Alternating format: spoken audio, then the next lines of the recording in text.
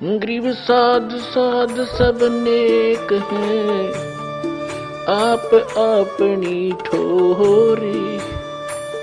जो सतलोक ले जाएंगे वो साधु कोई और।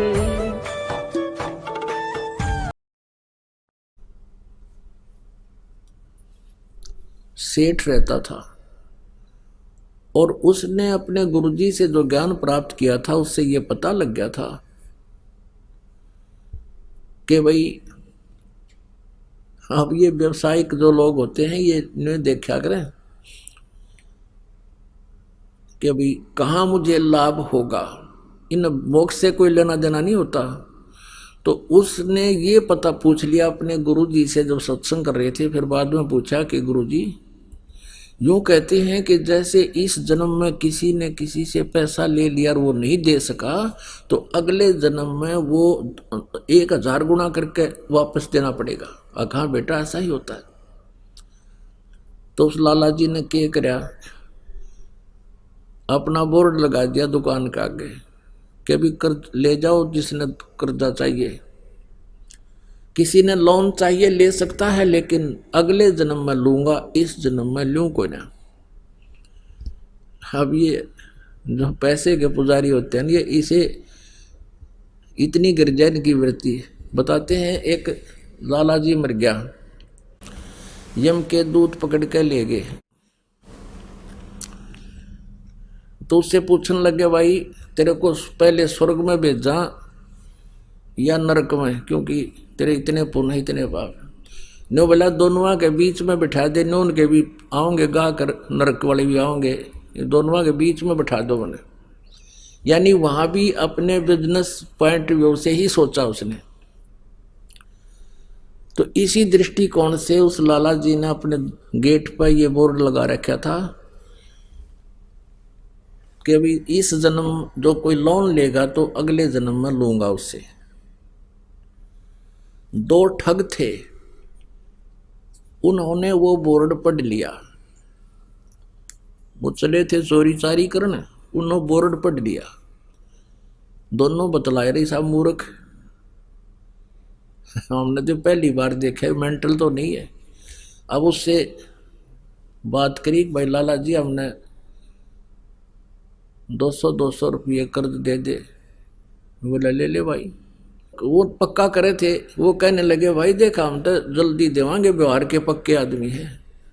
वो कहने लगा ना भाई मैं तो अगले जन्म में लूंगा। अब उन्होंने फिर पक्का कर करना भाई हम तो 6 महीना के भीतर तेरे वापस दे देंगे ब्याज रुपया। वो बोला ये ब्याज लूंगा और अगले जन्म में लूंगा, ना तो जाओ तुम।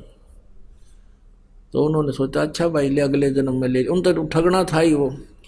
उन दोनों ने अपने 200 रुपये या जैसा भी 100 या 500 लिए और दरे गठड़ी में चल पड़े।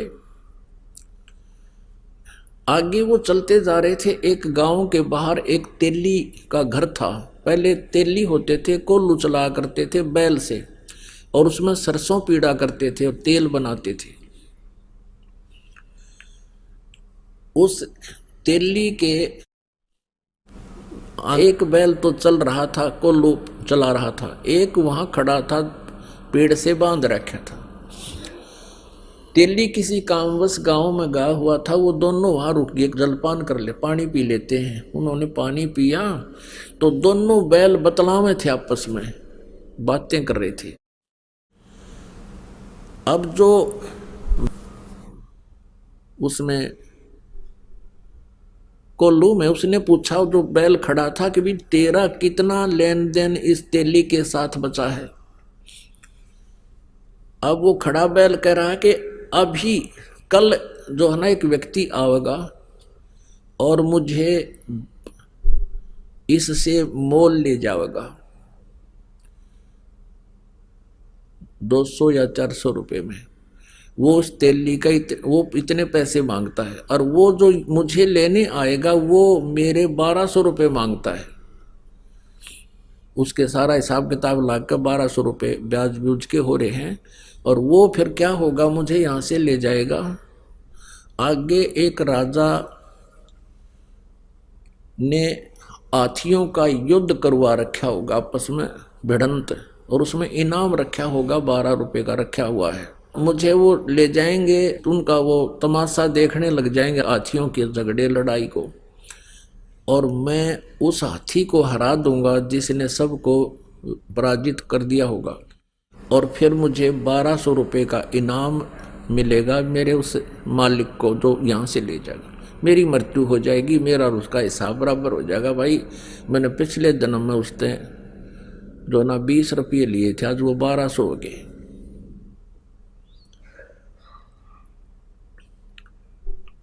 तो उसने फिर पूछा कि भाई कोल्लू को चला रहा था, उससे पूछा कि तेरा क्या हिसाब किताब है तेली का और तेरा?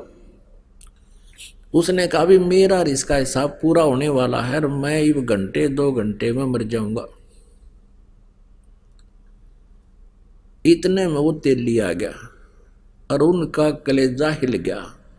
अकड़े तेरा गजब हो गया, बैल बोल रहे, और बैल बोल रहे हैं तो बस साची ये पाओगी, ये तो अनहोनी है, भगवान ने बुला रहा है इन्हें। तो उनने सोचा भी आज रुकना पड़ेगा यहाँ, और कल देखेंगे यू मरेगा किस टाइम यू बैल, और वो किस टाइम ग्राहक आएगा। तेली आ गया, उनसे पूछा भाई कौन हो, कहाँ से आई हो? उन्होंने बता दिया ऐसे हम जा रहे थे, रास्ते में पानी पीने लग गए। और वो तेली बोला भी कोई बात ना, अब देर हो गई है, शाम रुक जाओ, सुबह जाइए का। अच्छा भाई, वो तो रुकना ही चाह थे।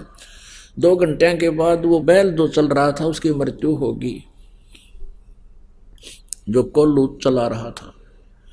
अब उन दोनों का दिल धड़क धड़क करने लगा रहे, या तो सच्ची हुई भाई।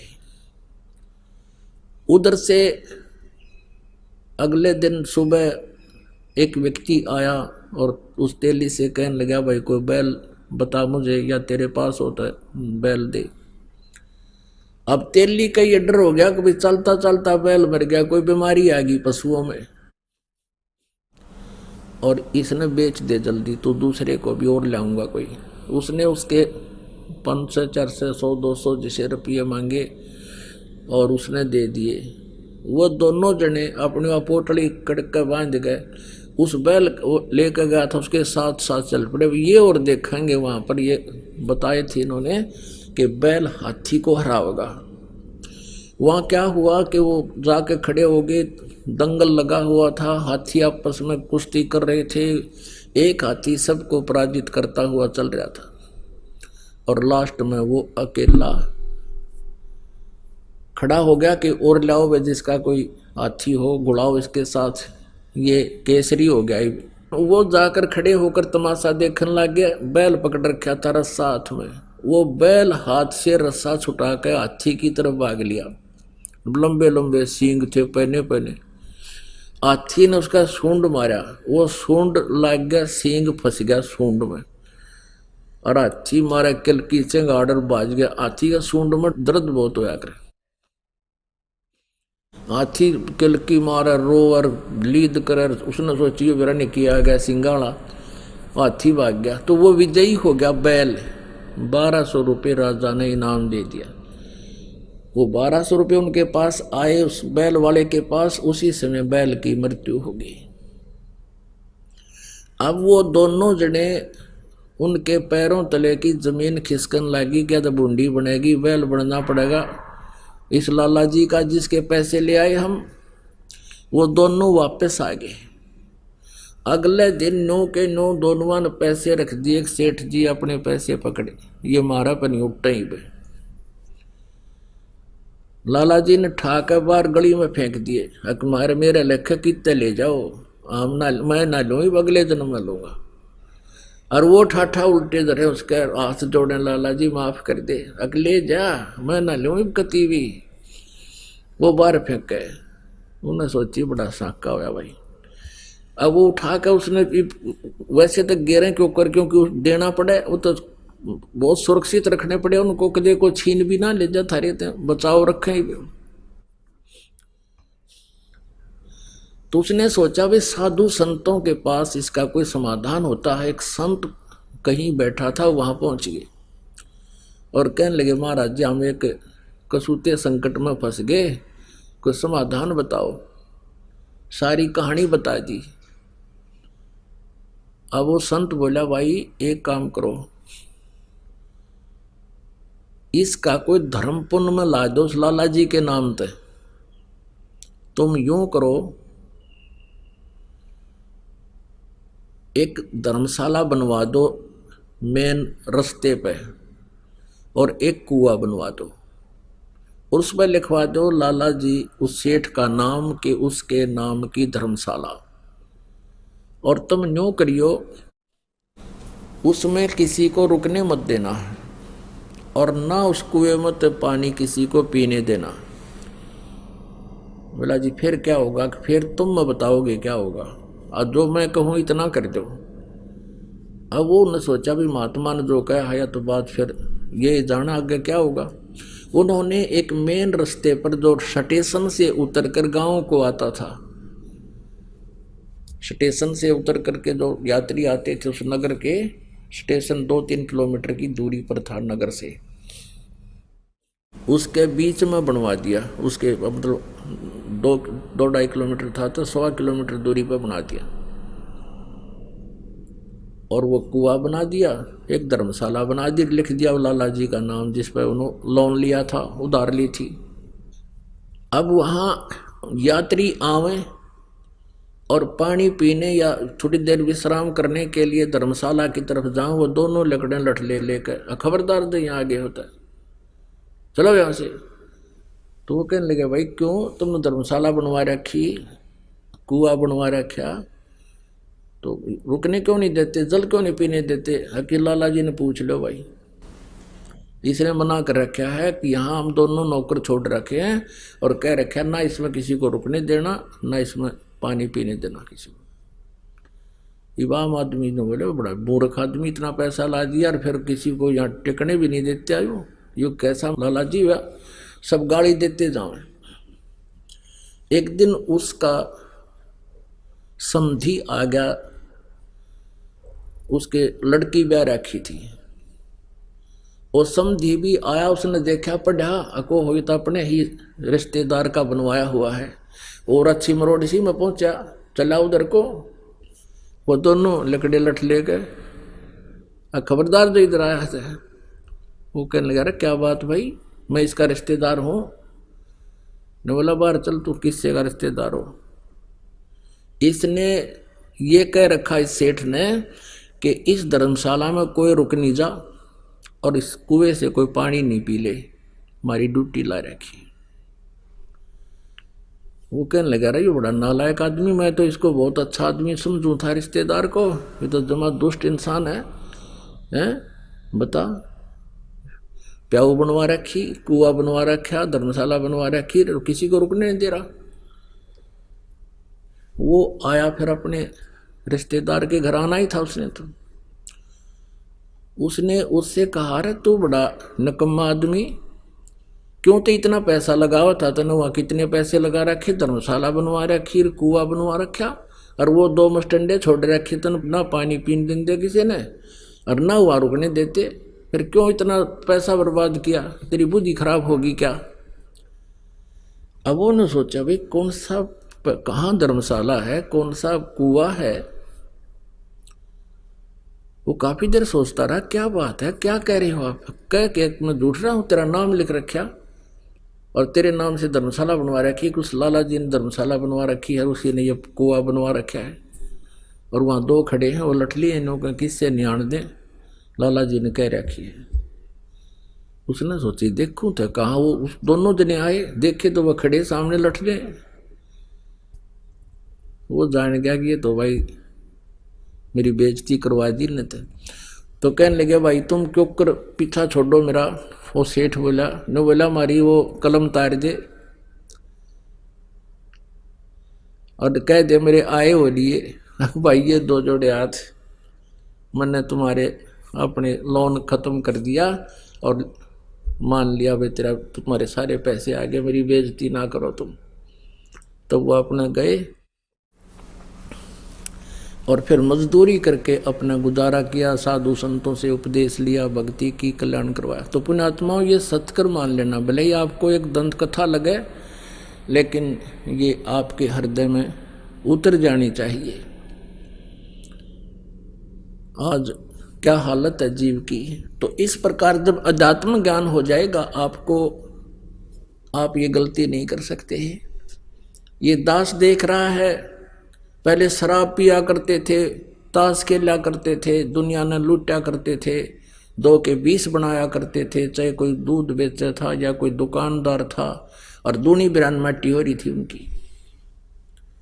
और आज वो प्राणी किसी का 10 रुपये आ जाते हैं ना, घर दे काम वापस।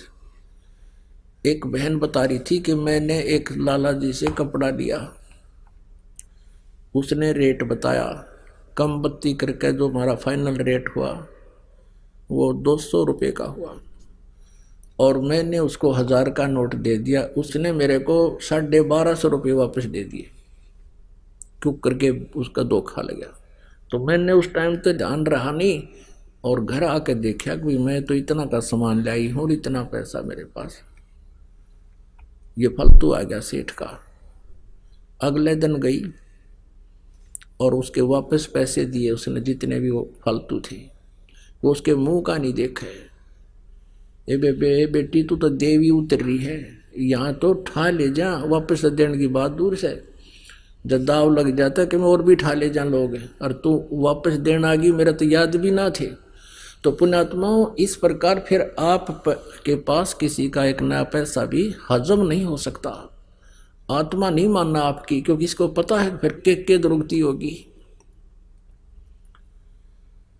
और कैसे पूरे करने पड़ेंगे। गधा बन के कुम्हार के घर पे ये प्राणी उसके पूरे करेगा, और फिर कितना कष्ट उसके ऊपर से गुजरेगा वही जाने। तो पुण्यात्माओं, परमात्मा कहते हैं अपनी महिमा बताने के लिए कि तुमने उस दरगाह का मैल नहीं देखा और धर्मराज के तिल तिल का लेखा।